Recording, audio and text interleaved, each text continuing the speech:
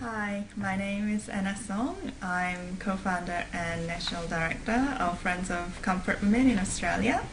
I'm 26 years old and I live in Melbourne now, but I grew up in New Zealand and my family are from Korea. And I work full-time at the moment at the University of Melbourne, and as a volunteer I campaign on the so-called comfort women issue and as a member of the Victorian Branch Committee at Amnesty International Australia. Can you tell us who are the so-called comfort women and why it is important to the Asia-Pacific region?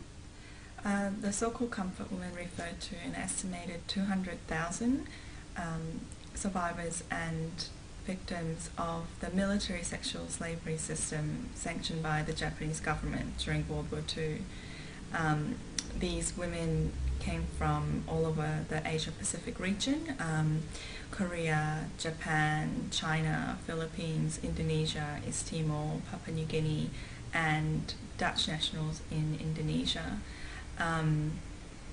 Many of them were deceived to think that they were going to get work, which will then support their families, or they were outright kidnapped or coerced into the so-called comfort station, which have been referred to as rape camps.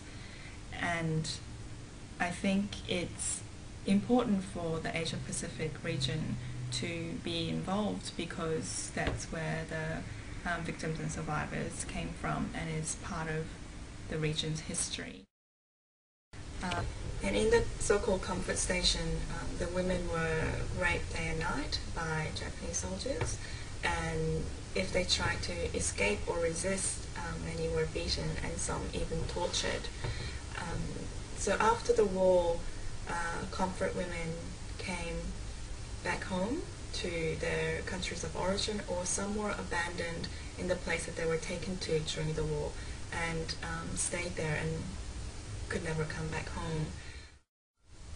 All the women kept their silence for nearly 50 years until in 1991 Korean survivor Kim Hak-soon came public with a story, and after that many more women came out with their stories.